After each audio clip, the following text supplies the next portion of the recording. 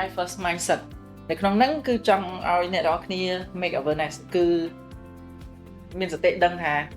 ធ្វើអីគ្រប់យ៉ាងសម្បីយើងកាន់ social media សម្បីតែយើងកំពុងតែធ្វើការរាល់ថ្ងៃ application platform មួយចំនួនដែលយើងបានប្រើហ្នឹងគឺគេបាន embed AI នៅក្នុងហ្នឹងស្រាប់ហើយអញ្ចឹងជួនទៅយើងជាអ្នកគេហៅថាទីប្រឹក្សាជាអ្នកដែលផ្ដល់មតិយោបល់ឲ្យគេឧទាហរណ៍ថាយើងអ្នកធ្វើការក៏ដោយប៉ុន្តែពេលដែលយើងមានការពិភាក្សាណាមួយនៅក្នុងការងារហ្នឹងឲ្យវារីកចម្រើនឬក៏ដំណើរការទៅមុខអ្នកនរគ្នាត្រូវផ្ដោតគំនិត AI mindset បើនិយាយពី AI mindset នៅក្នុងហ្នឹងវា digital នៅក្នុងហ្នឹងស្រាប់ហើយអញ្ចឹងគ្រប់គោលនយោបាយគ្រប់ policy ទាំងអស់បើយើងអត់ភ្ជាប់អាហ្នឹងទៅមួយទេគេថាយើងគិតបែបបុរាណអត់ទៅទាន់គេបរិវត្តកម្មនៅតែធ្វើការធម្មតាធ្វើដែលហ្នឹងទៅប៉ុន្តែគេអភិវឌ្ឍទៅលឿនគេធ្វើអ្វីទៅថ្មីឆ្លាញ់ថ្មីតើហេតុអីបានជាយើងត្រូវយល់ AI first mindset ហ្នឹងទៅហេតុអីបានជាយើងត្រូវឆ្វេងយក AI ហ្នឹងជាចម្បងព្រោះពេលដែលយើងប្រើ AI ប្រើ technology ជួយសម្រួលការងារដែលរបស់យើងនេះវាបង្កើន innovation ដែរចូលពេលដែលមានគំនិតអីថ្មីមួយចេញពី technology អ្នកដែលគាត់មានសមត្ថភាពជាពិសេសអ្នក senior ឬក៏គាត់មានបទពិសោធន៍ច្រើនទៅលើ technology ហ្នឹងគាត់ benchmark ចេញពី idea មួយដែល technology បានផ្ដល់ឲ្យហ្នឹងបង្កើតអីថ្មីមួយហើយ embed អីចូលថ្មីពេលដែលយើងមានអ្វីដែលមកជំនួយហើយធ្វើឲ្យមនុស្សរបស់យើង creative ខ្លាំងហើយនវានុវត្តន៍ក៏ខ្លាំងដូចគ្នាដែរដោយសារតែអត់ចាំបាច់គិតពី0មកទេបើមានបច្ចេកវិទ្យាហើយគឺយើងគិតចាប់ពី10ទៅឬក៏20ទៅ50ទៅមក AI វាមិនមែនត្រឹមតែ tool ទេប៉ុន្តែវាជា core component experience មួយហើយនឹងជា solution មួយដែលវាព្យាយាមចូលមកដោះស្រាយបញ្ហាយើងដូច Google Ads ទេដែរបើសិនជាពីមុនឡើយទិន្នន័យមួយចំនួនយើង search មួយចំនួនយើងពិបាកក្នុងការ search ប៉ុន្តែនៅពេលដែល Google វារៀនពីបទពិសោធន៍វាយក core component នៃបទពិសោធន៍របស់យើងហើយយកមកដោះស្រាយបញ្ហាហ្នឹងឲ្យយើងចឹង Google ឡើងជា tool ទៀតហើយវាទៅជារបស់អីមួយដែលជួយសម្រួលដល់ការងាររបស់យើងច្រើន Google transformation ក៏ដោយយើងឃើញ industry មួយចំនួនចាប់តាំងពី operation របស់គាត់ទាំង supply chain របស់គាត់ទាំង customer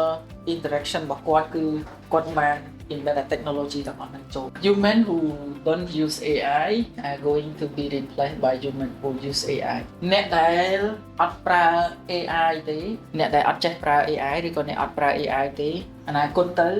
នឹងបដូរកន្លែងដែលអ្នកអត់ប្រើ AI ហ្នឹងដល់អ្នកដែលប្រើ AI មិន AI មកប្រើមិន AI មកជំនួសទេប៉ុន្តែអ្នកដែលប្រើយើងអត់ប្រើយើងអត់ចង់ដឹងចង់លឺពីវាយើងអត់ចេះហើយគេអ្នកប្រើគេឆ្លាតជាងគេមកជំនួសយើងចង់ឲ្យអ្នកនរគ្នាយល់ថាបច្ចេកវិទ្យាវាទ្វេភាគវាកើនឡើងអញ្ចឹងវាកើនឡើង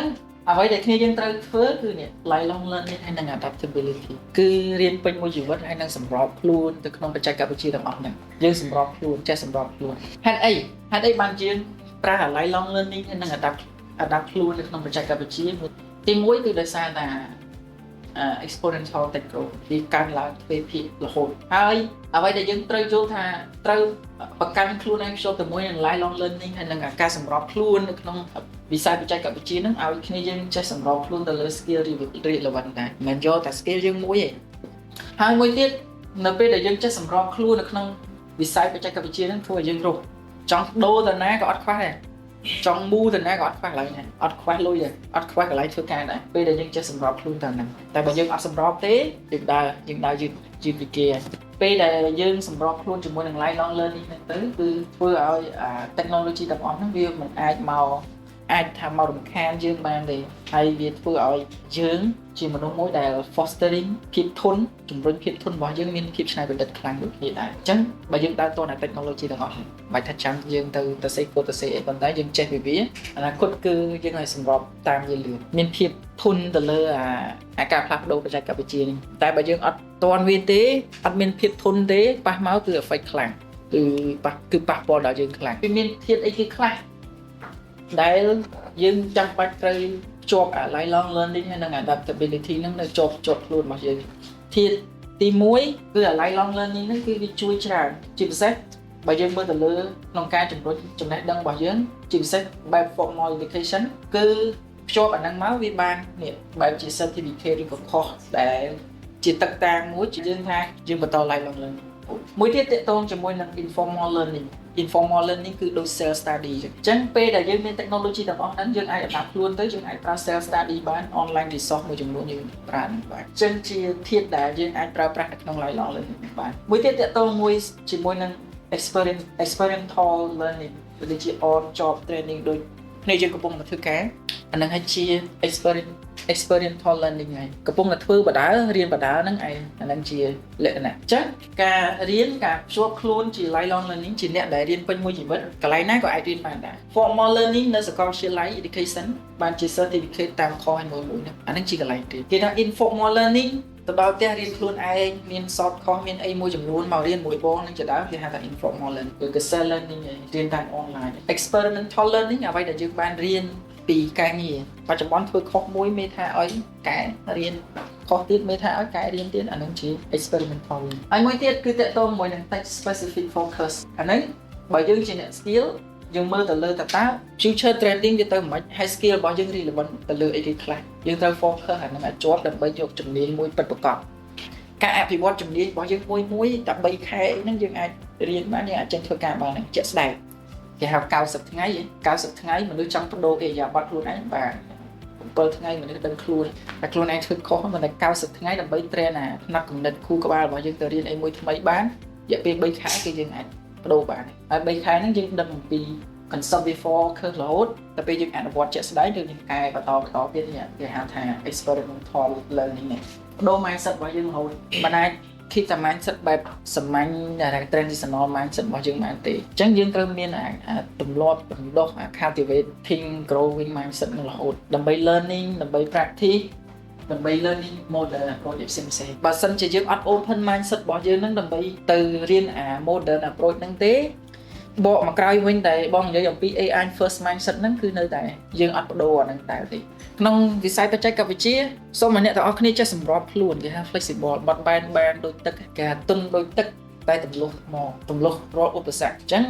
មានន័យថាយើងជាមនុស្សដែល adaptability ចង់ទៅប្រឡោះណាក៏ទៅបានដែរតែពិតប្រាកដច្បាស់លាស់ confident យើងអាចទម្លុះឧបសគ្គទម្លុះថ្មបានទុនដូចទឹកប៉ុន្តែទម្លុះថ្មយើងតែបើយើងចង់ដើរអត់ទាន់បច្ចេកវិទ្យាបើយើងអត់បណ្ដុះទម្លាប់ចង់ដឹងចង់លឺរបស់យើងទេវានឹងដើរក្រោយគេមានតែយើង lag behind កំពុងទៅលើ AI ទាំងអស់ច្រើនបើយើងមាន network វាជួយច្រើនដូចបងនិយាយវិញអញ្ចឹង AI វា base ទៅលើ data វាឆ្លើយមកវាក្រៀមក្រោះតែបើសួរបងទុនខ្លួនអញ្ចឹងទៅវាមាន network រៀនកាន់តែច្រើនវាកាន់តែល្អហើយចែកគ្នា share ម្លែកបទសោតពាក្យសកម្មហ្នឹងគឺអត់ស្ពឹកធ្វើអីមួយអត់ស្ពឹកពេលដែលយើងជាមនុស្សដែលធ្វើអីមួយអត់ស្ពឹកបាត់បែនលឿនមកផ្នត់គំនិតអីក៏ដោយដូចអ្នកគណិតវិទ្យាអញ្ចឹងបូកគាត់ដាក់លេខមកគិតលឿនមកវា proactive មកគិតលឿនបែបហ្នឹងសកម្មបែបហ្នឹងធ្វើខ្លួនយើងទៅណាតំណីអីវាចុះសម្រងគេពេលដែលយើងដោះស្រាយបញ្ហាយើងចូលចិត្តប្រើទ្រឹស្ដី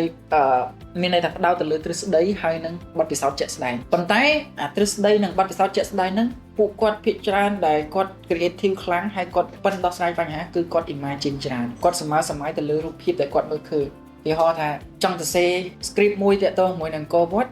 គាត់មើលអង្គរវត្តនឹងមកជុំហើយគាត់សម័យថាហ្នឹងហេតុអីបានដូនតាពីមុនគាត់អភិវឌ្ឍមកអញ្ចឹងអានឹងជាការ imagine របស់គាត់យោងទៅលើទិន្នន័យដែលគាត់មើលអញ្ចឹងអា digital twin នេះដូចគ្នាគឺអនាគតទៅមាន digital twin ហ្នឹងគឺដើម្បីជួយដោះស្រាយបញ្ហា imagination របស់មនុស្សជាពិសេសគឺអ្នក design អាចថាអ្នក design ទៅមុខទៅ